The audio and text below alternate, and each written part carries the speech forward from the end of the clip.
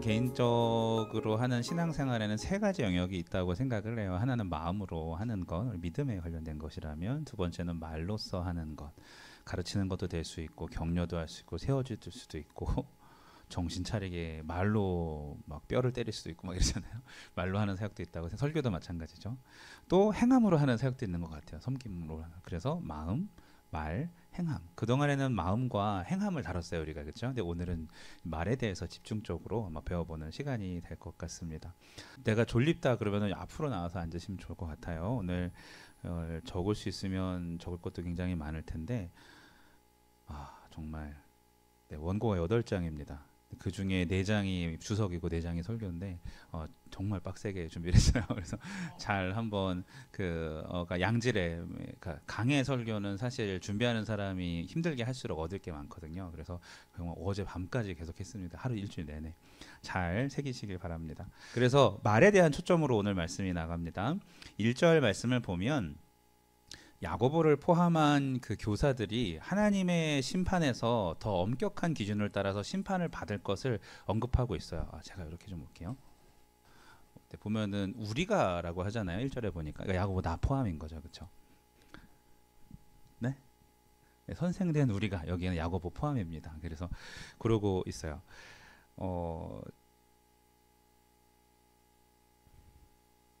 가르치는 자들의 말의 영향력이 크기 때문에 잘못 가르치거나 나쁜 영향력이 더 크게 나갈 수 있다라는 거죠. 지금 신천지 이만희 씨가 95세예요. 그 이단 교주들의 결말이 얼마나 두려울지, 그죠? 저 말씀에 의거하면 그렇죠? 네, 모릅니다. 상상도 못합니다. 이러한 거짓 교사들뿐만 아니라 저를 포함해서 여러분 다 포함해서 가르치는 직위를 가진 사람들 또 가지려는 사람들은 입 밖으로 내는 말에 대해서 굉장히 주의하고 신중해야 된다는 그런 말씀이겠죠. 하나님께 늘 의탁하고 아뢰야 하는 부분입니다. 특히 저 1절 말씀은 기독교 역사에 굉장히 중요한 말씀입니다. 왜냐하면 지금이야 이때로부터 2000년 동안 수많은 성경학자들이 연구하고 또 그것들의 어떤 메인스트림이 생겨서 모이게 되고 또 잘못된 가지들은 다 잘라나게 되고 그렇게 됐죠. 그리고 또 사본들이 발견된 것들이 연구가 또 많이 돼서 말씀의 본뜻을 잘 정리하여서 여러분이 이렇게 골고루 음식 먹듯이 잘 먹을 수 있지만 야고보 당시에는 이제 막 예수님의 말씀과 행적들에 대한 연구가 생겨났을 리가 없습니다. 전무한 상태예요. 아직은 이제 믿기 시작하고 퍼져나가는 단계이기 때문에 익숙하지 않은 복음과 유대인 입장에서는 굉장히 익숙한 율법 사이에서 갈팡질팡하는 사람들이 많았기 때문에 자꾸 율법 얘기 나오잖아요. 그죠? 거기에다가 뿐만 아니라 지금 누가 지배하고 있어요? 로마가 지배하고 있기 때문에 거대한 세계 국가, 제국이 되어버린 상태다 보니까 힘이 없으니까 이 피지배층 사람들은 개인의 자유나 내적 자유가 굉장히 중요시하게 되면서 그래서 여러분 그리스에 있는 각종 헬라 문화의 학파들이 여기서 많이 생겨나게 돼요. 힘으로는 이길 수 없으니까 그 사상으로 이렇게 퍼져나가게 되는 거예요. 그게 뭐예요? 여러분 플라톤 학파, 스토아 학파, 에피쿠로스 그 세계사 시간에 배운 거 기억나시는 줄로 믿습니다. 그런 거 고등학교 때 배웠던 거 그런 게 이게 중흥을 하기 시작하게 되는 거죠.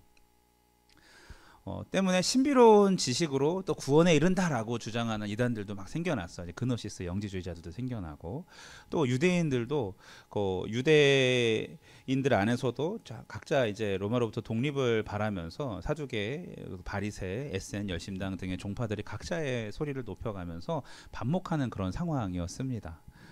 한마디로 혼돈의 카오스가 있는 상황이 이때였었어요. 야고보서 때. 이럴 때 잘 보세요. 이럴 때 잘못된 교사가 딱 세워져가지고 복음이 전해지는데 고춧가루를 양념을 얹어가지고 막 자기 뜻대로 이렇게 해버리면 정말 큰일 나겠죠, 그렇죠? 그거 아세요? 지금 원래 인도 불교랑 지금 한국 불교 많이 다릅니다. 그런데 잘 보세요. 우리가 초대교회로 돌아가자, 가정교회 하자, 가정에서 모이는 교회처럼 하자. 성경의 복음서에 나오는 그 교회 모습과 지금 우리의 모습이 크게 다르지 않을 수 있었던 건 뭘까요? 이 말씀처럼 이 말씀이 우리는 그 지식을 전하는 게 아니라 진리를 전하는 것이기 때문에 굉장히 조심스럽게 헛소리하지 말고 말씀 그대로를 가르치고 살고 보여야 하는 그 책임감을 가진 말씀이 바로 1절 말씀이라는 거예요. 읽습니다. 시작. 내 형제들아 너희는 선생된 우리가 더 큰 심판을 받을 줄 알고 선생이 많이 되지 말라. 얼마나 무거운 무게가 있는 말씀이고 이 말씀으로 인해서 복음이 지켜졌는지 모릅니다. 너무너무 감사합니다. 만약에 잘못 전해졌다면 각 지역에 따라서 이렇게 다른 복음을 조금씩 다르게 믿게 되었었겠죠. 그렇죠? 1절에 보면은 선생된 우리가 자기 포함 야고보 그러면서 막중한 책임을 말하면서 이 마지막 날에 그리스도의 심판대 앞에 모두가 설 것인데 큰 심판을 받고라고 써있죠. 심판을 받게 될 것인데 누가복음 12장 47절 말씀을 보면 주인의 뜻을 알면서도 뜻대로 행하지 않은 종이 있어요. 그러면 주인이 오는 날 많이 맞는데요. 맞는데요. 맞는다고 표현이 있습니다. 그리고 그런데 모르고 맞을 짓을 한 종은 적게 맞는다라는 표현이 있어요. 이게 이 말씀인 거예요. 무슨 뜻일까요? 말씀을 다루는 사람 혹은 무언가 진리를 가르치려는 그런 사람들은 내가 먼저 이해하고 내가 먼저 받아들일 기회를 알고 이미 그것을 가지고 있는 사람이잖아요. 그래서 더 많이 가지고 있는 자이기 때문에 내가 잘못을 하면 죄를 지으면 맞을 짓을 하면 더 크게 맞을 것이라는 말씀이에요. 그래서 본인이 가르치는 진리에 대한 책임감과 두려움을 가져야 된다. 더 큰 심판을 받을 줄 알라라는 그런 뜻입니다. 자, 선생이 많이 되지 말라라는 말은 이 진리는 지식과 달라서 이제 많이 아는 거, 잘 가르치는 것이 중요한 게 아니라 제대로 알고 살고 보여주고 가르치는 것이 중요합니다. 아까 말했던 그런 다양한 배경이 되는 그 학파들이나, 그렇죠? 이단들이나 뭐 유대 종파들이나 이런 것들처럼 참 고귀한 지식을 되게 좋아하고 막 그런 것들을 알아가면은 굉장히 뭔가 자유가 오는 것 같고 이렇게 막 깨부쳐주는 것 같은 그런 느낌 있잖아요. 계몽하는 느낌. 그런 것 때문에 선생이 되려고 하지 말라라는 그런 뜻인 거예요. 당시에 그런 사람들이 많았거든요. 특히 가르치는 자의 말에는 이제 굉장히 치명적인 부분이 있는데 이제 2절부터 우리가 쭉 12절까지 말씀은 시작은 그렇게 상황과 교사에 대한 이야기를 하겠지만 말의 권세에 대한 이야기로 쭉 흘러가면서 정말 하고 싶었던 말을 이제 야고보가 하기 시작합니다. 2절 시작. 우리가 다 실수가 많으니 만일 말에 실수가 없는 자라면 곧 온전한 사람이라 능히 온몸도 굴레 씌우리라. 3절 시작. 우리가 말들의 입에 재갈을 물리는 것은 우리에게 순종하게 하려고 그 온몸을 제어하는 것이라. 자, 이 치명적인 우리의 말은 치명적인 그 조심스러움이 있는데 바로 그 실수가 있다라는 거예요. 놀면 뭐하니 최근 거 본 사람 있어요? 우일 씨 나오는 거, 우일핑 나오는 거. 잘 안 보시는구나. 그거였나요? 모르겠어요. 저는 TV가 없어서 그걸로만 보는데 자, 거기 보니까 그 최근에 거 있더라고요. 그 어떤 커플이 있었는데 이 남자친구분이 이제 공부를 하러 가느라고 추리닝을 입고 있었고 여자는 좀 정장을 입고서 이렇게 나왔는데 길거리에서 만났잖아요. 그랬는데 딱 보더니 이 남자친구잖아요. 근데 아드님 잘 이렇게 해버린 거야. 방송에다 대고. 근데 갑자기 자매가 남자친구인데 이랬더니 갑자기 이제 거기 하하랑 우일 씨가 있었는데 막 때리면서 미쳤냐고 막 이러면서 말 실수를 엄청 크게 했죠. 공영방송이 아니라 전 국민이 보는 거기에서 그렇게 했잖아요. 그래서 그렇게 난다긴다 하는 유재석도 그렇게 이렇게 실수를 하는구나라고 되게 재밌고 웃기는 내용으로 보기는 봤는데 국민 MC든 뭐 누구든지 간에 말 실수는 있습니다. 그게 뭐 분위기를 띄우려고 했던지 아니면 좋은 의도로 다가갔든지 간에 상관없이 말실수는 누구나 한다라는 거죠.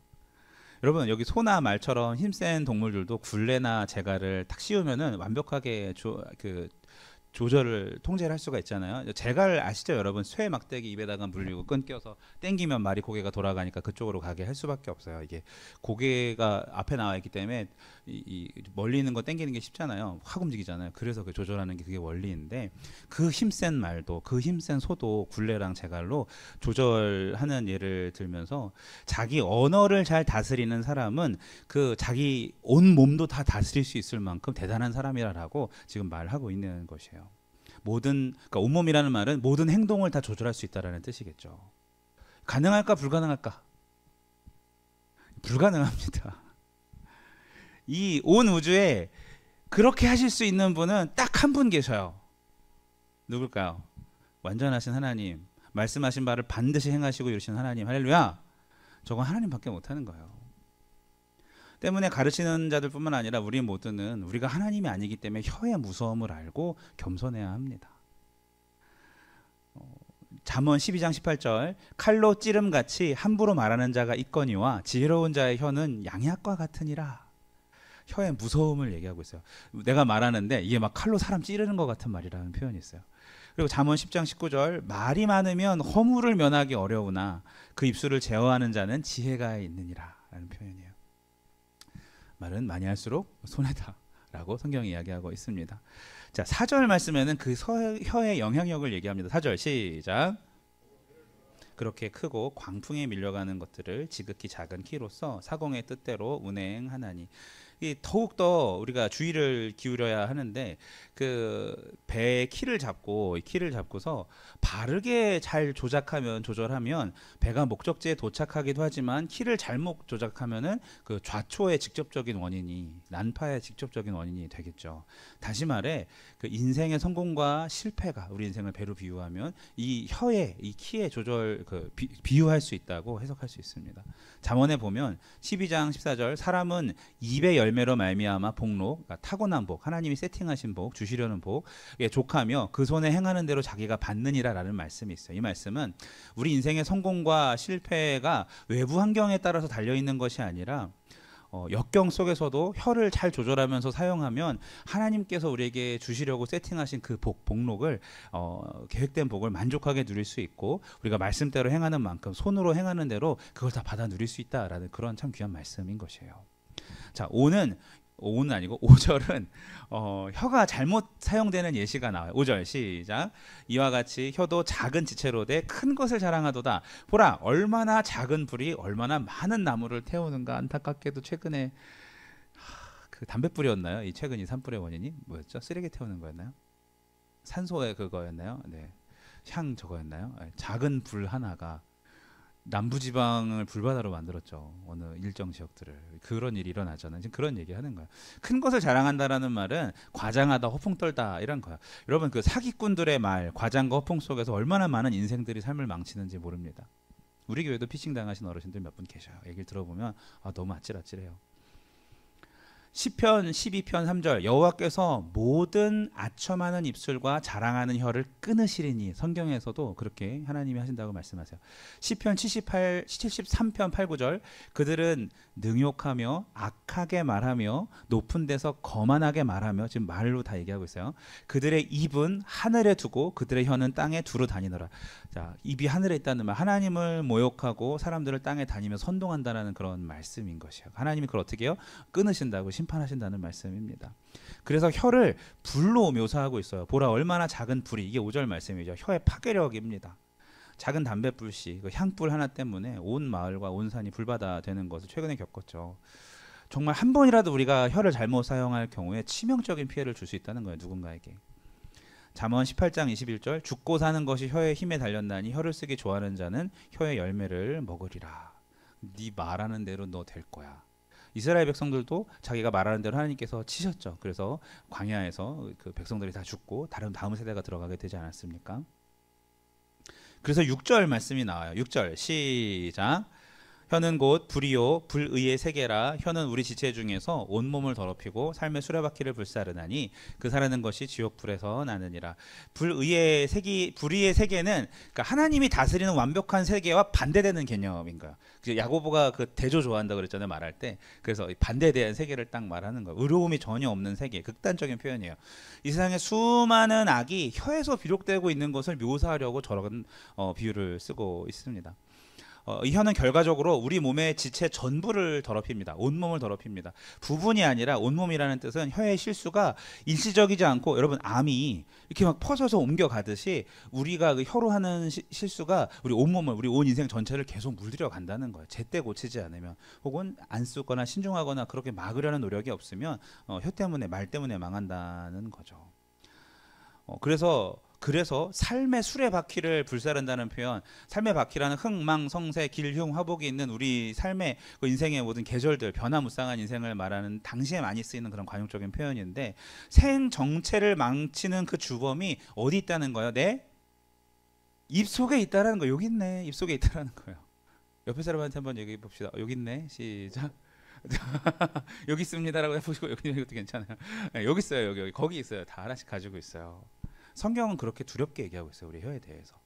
자 보세요. 하나님은 말씀으로 세상을 창조하셨고 우리 입술에도 말에 입술에 권세가 있다는 표현 많이 들으셨죠, 여러분 성경에. 그런 거예요. 그런데 그걸 우리가 잘못 사용해봐 어떻게 되겠어요? 그 사르는 것이 지옥불에서 나니라. 이거 재밌는 표현인데 그 우리 작가 구작가님 게헨나 아시죠? 무슨 뜻이죠? 잠깐 설명해 주세요. 예, 예. 굉장히 자주 쓰는 작가들한테 많이 나오는 성경적인 표현이에요. 예. 지옥불을 의미하게 되는 건데 그 뜨거운 불길을 타오르고 그 지구 입구에 게헨나라고 써 있을 수도 있겠죠. 그런 건데 이 지옥에서 나오는 불, 꺼지지 않는 그런 불을 말해요. 전 인격을 부패시키고 전 인생을 망가뜨리는 그런 불을 이야기합니다. 여기 삶의 수레바퀴를 불사르나니의 그 불은 게헨나의 불을 단어를 쓰고 있는데 게헨나가 이게 어디서 나오는 거냐면 여러분 나중에 잘 기억했다가 성지순례 가시면 꼭 여기 한번 지옥에 한번 가보세요. 어디냐면 예루살렘 성이 있으면은 남쪽으로 좀 내려가면은 그 흰놈의 골짜기라고 있어요. 하얀 놈 있잖아요. 흰놈의 골짜기. 흰놈의 골짜기라는 것인데 개 흰놈에서 유래한 것이야. 거기는 그 이방 신들에게 자기 자녀들을 제물로 죽여서 바치고 불로 태워요. 그리고 쓰레기들도 거기서 소각하고 태워요. 그래서 불타는 냄새와 악취가 계속 진동하는 그런 곳이었어요. 항상. 얼마나 그죠? 좀 생각하기도 싫은 그런 곳이었었어요. 그 사람들은 그 지옥불 개흰놈 하면은 거기서 이제 게헨나가 나온 거야. 작가님 잘 기억하세요. 이제 그리세요 나중에. 자, 그런 것처럼 굉장히 그 꺼지지 않는 불을 그러니까 게헨나 하라면 사람들은 역사적으로 알고 있기 때문에 이게 깊이 이렇게 마음속에 알게 되는 것입니다. 지옥불 정말 끔찍하고 생각하기도 싫고 하나님이 굉장히 싫어하셨던 곳. 성경에도 있어요. 예레미야 7장 31절 흰놈의 아들 골짜기에 도벳사당을 건축하고 그들의 자녀들을 불에 살랐나니 내가야 명령하지 아니하였고 내 마음에 생각하지도 아니한 일이니라 라는 말씀이 여기서 나옵니다. 끔찍하죠.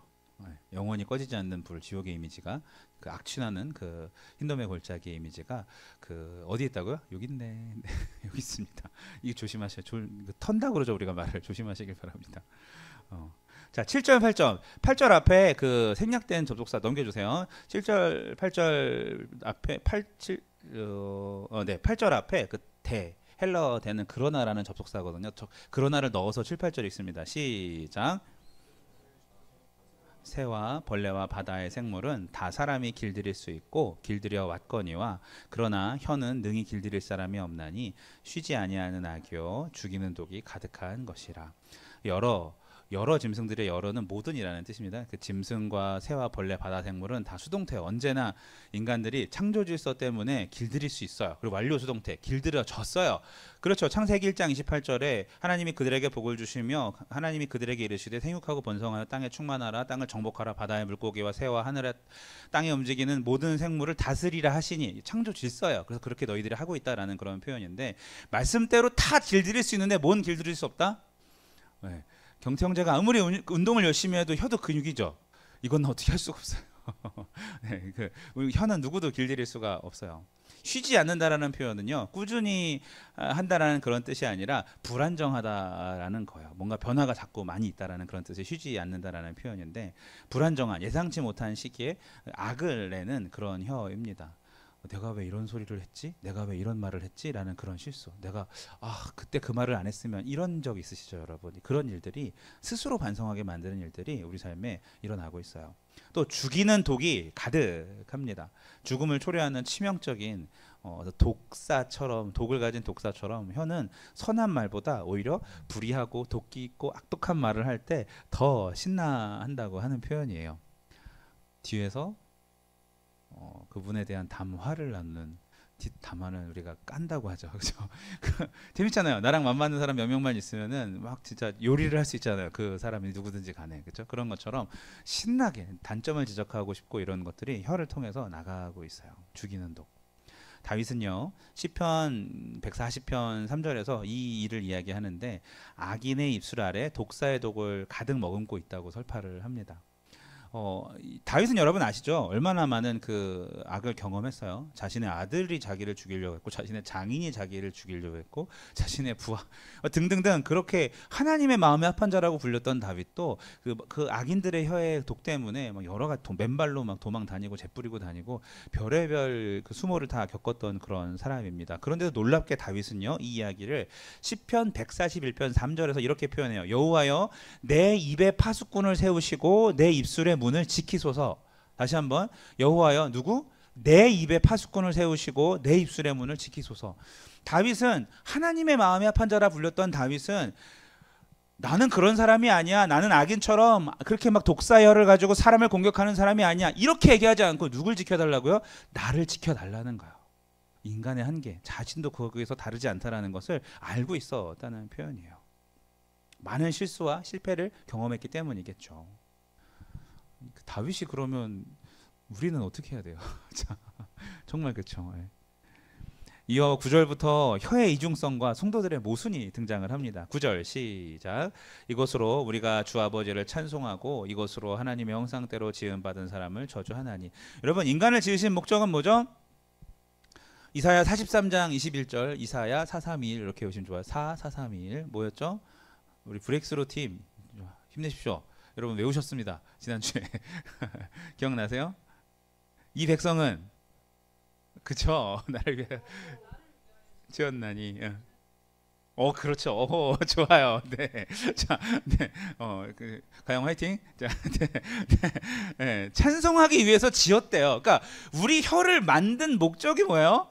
하나님을 찬송하는 거. 이거 할 때 그 왜 우리가 물건 있으면, 볼펜이 있으면 글씨를 쓸 때 자아실현한 거잖아요. 걔가 우리 혀는 하나님을 노래할 때 지가 지 역할 제대로 하고 있는 거예요. 그게 맞는 거예요. 그 얘기 나오고 있어요. 우리가 이것으로 아버지를 찬송하면 야 잘했다, 잘하고 있다, 제대로 하고 있다, 최고의 기능을 하고 있다. 그런데 그렇게 우리에게 입술을 주시고 자기 형상대로 만드신 형제를 그 입술로 저주하고 있다라는 거죠. 하나님의 목소리가 여러분 들리셔야 돼요. 누구를 욕하거나 막 저주할 때. 야, 너 그러려고 내가 너 그거 만든 거 아니야. 일로 와, 갖고 와. 이러지 못할래. 자, 말씀하셔야 돼. 들을 때 그렇구나. 내 입술의 목적은 찬양이었구나. 내 입술이 형제에 대한 비판과 저주를 나를 세우고 있다면 그 진짜 하나님께서 너 그렇게 만들지 않았다, 이런 소리 듣는 거예요, 여러분.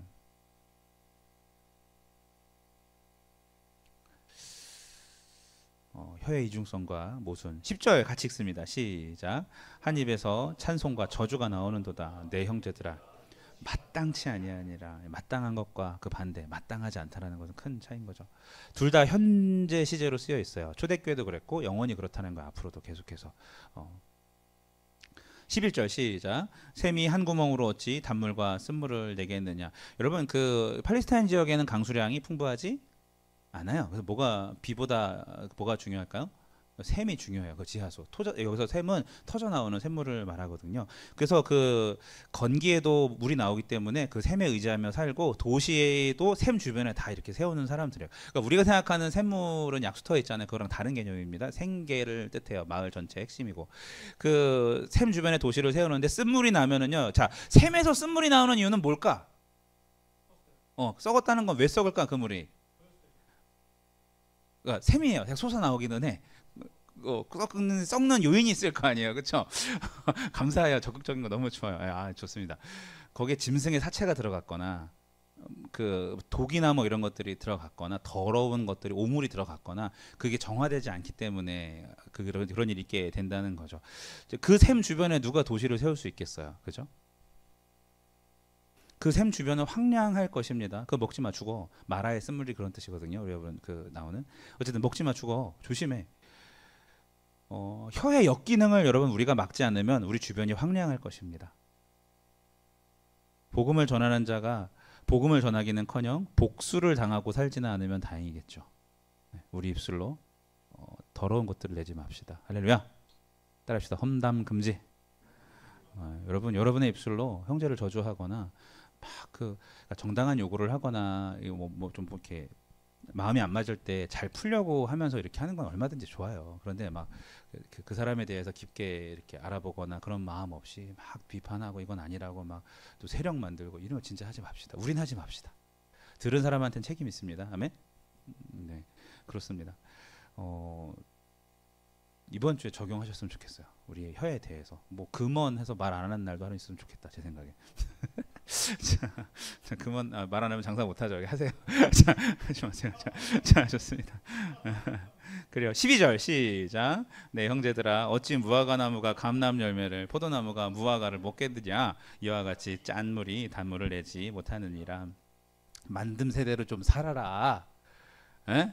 지은 대로 좀 살아라. 무화과 나무면 무화과를 맺고, 짜게 만들었으면 짠물을 내라. 달게 만들었으면 단물을 내고, 찬양하게 만들었으면 좀 찬양을 해라. 왜 자꾸 그러느냐? 이 계속 그게 너 왜 그래? 도대체 왜 그래라고 하는 게 그 12절 말씀이잖아요.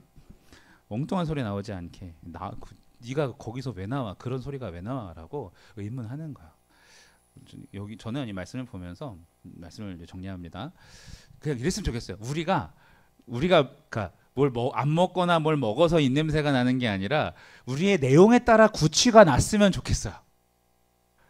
좋은 말을 하면은 향기가 나고 더러운 말을 하면 똥냄새가 났으면 좋겠어요. 입술에서. 그런 바람이에요. 그런데 아세요? 하나님은 이미 우리의 그런 구취를 맡고 계십니다. 누군가 우리 교회 처음 방문했을 때 사람들에서 입에서 나는 향기가 가득한 교회면 얼마나 좋을까?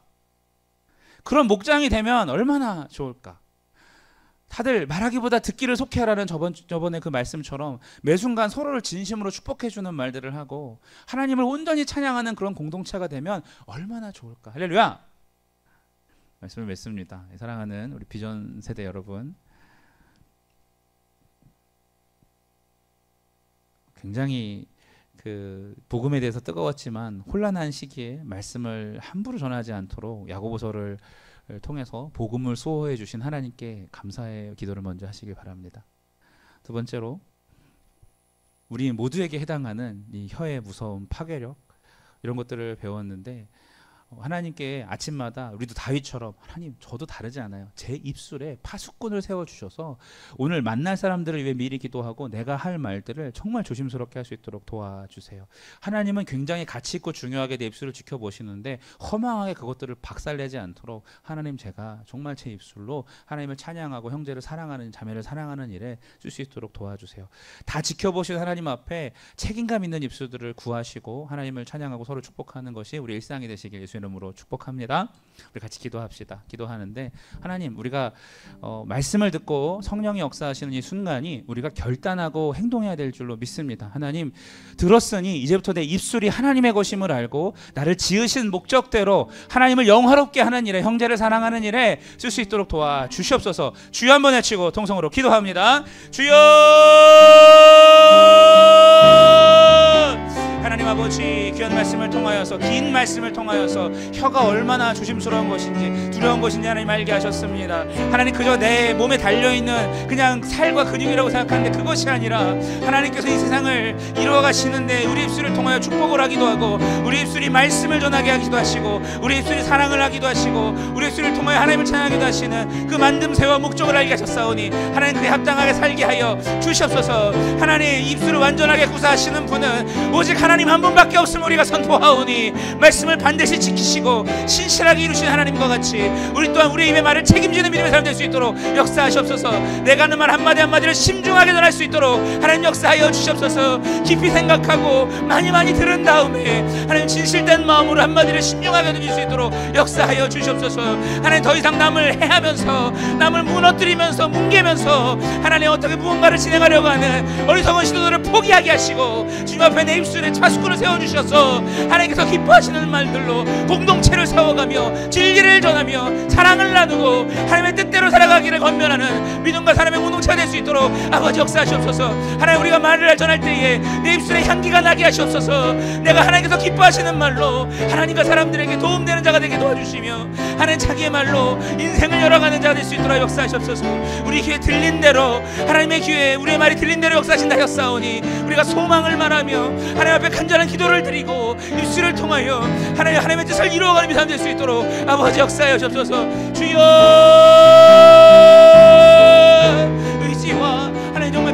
가지고 하나님 능히 길들일 수 없다고 하셨사오니 날마다 맡기는 것을 하나님 우리 일상으로 할 수 있도록 도와주시며 하나님 세우는 사람 되게 하시고 사랑하는 사람 될 수 있도록 인도하여 주옵소서. 복음을 수호하게 하셨사오니 하나님 감사합니다. 우리 또한 신중한 자가 될 수 있도록 아버지 역사하여 주시옵소서. 이 시간에는 한 번 더 기도하는데 결단을 한번 합시다. 여러분 각자 개인적으로 일주일 동안 말에 대해서 한 가지 약속을 하나님과 합시다. 잠깐 시간 드리겠습니다만 생각해 보세요.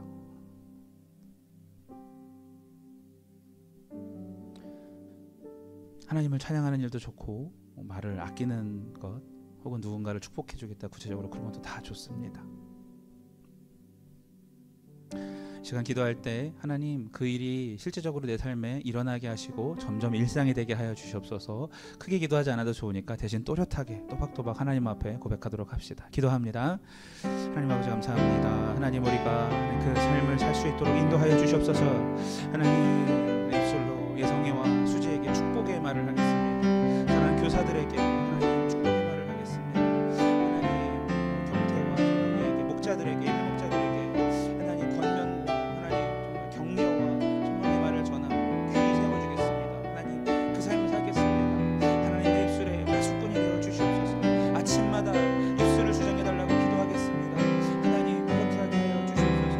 하나님 인도하여 주시옵소서. 아버지 결단하고 적용하는 것들이 삶 속에 나누어지게 하시고 나를 살아갈 수 있는 하나님 중심이 되게 하시며 믿음과 말씀의 신앙을 살아갈 수 있도록 아버지 역사하여 주옵소서.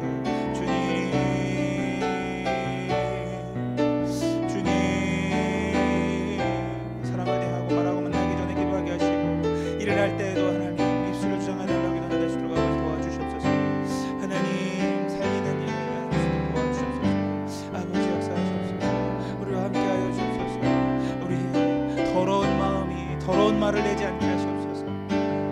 지저분한 마음이 그렇게 더러운 말을 내지 않도록 도우시고 하나님 좋은 나무는 좋은 열매로 구별한다 하였는데 하나님 사람이 자기 입에서 나오는 것으로 하나님 더럽게 만든다 하였는데 하나님 우리가 하나님이 기뻐하시는 말을 할 수 있도록 결단한 것들을 지키는 우리 모두가 될 수 있도록 아버지 인도하여 주시옵소서. 하나님 좋은 나무는 그 열매로 구별한다고 하셨고 사람의 입으로 들어가는 것이 사람을 더럽게 하는 것이 아니라 사람의 입에서 나오는 것이 더럽게 한다고 말씀하셨사오니 예수님의 그 말씀처럼 우리가 깊이 있게 우리 혀에 대해서 생각하면서 살 수 있도록 한 주간 결단한 것들 지킬 때마다 하나님 우리와 함께 하셔서 격려해 주시고 계속해서 성공할 수 있도록 우리 입술의 파수꾼이 되어 주시옵소서.